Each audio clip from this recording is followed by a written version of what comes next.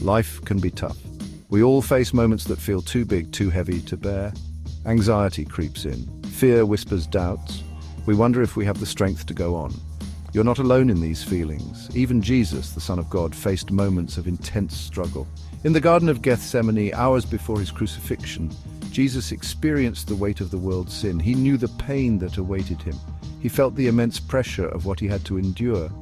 It's in this garden, in his darkest hour, that we see the power of persistent prayer. Gethsemane. A garden of olive trees, a place of peace and solitude, became a battleground for Jesus.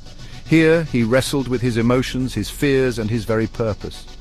This wasn't a casual conversation with God. This was raw, desperate pleading. Jesus knew what was coming. Betrayal by a friend, abandonment by his followers, a brutal, agonizing death. In this garden, he allowed himself to feel the full weight of that reality. In Gethsemane, we see Jesus' humanity on full display. He wasn't some stoic superhero immune to pain. He wept, he cried out to God, he asked for another way, he even asked his disciples to stay awake with him, longing for human companionship in his darkest hour.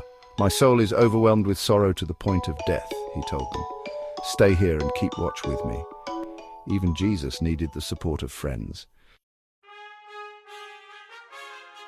Section 4, the power of persistent prayer. 3 times Jesus went away and prayed the same prayer. He didn't give up, he didn't hold back. He poured out his heart to his Father. "My Father, if it is possible, may this cup be taken from me.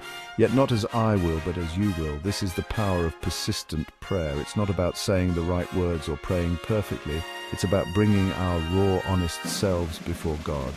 It's about pouring out our fears, our doubts, and our deepest desires.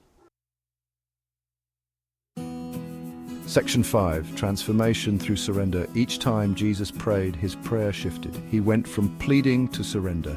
He moved from "my will be done" to "your will be done." This is the transformation that happens when we pray persistently.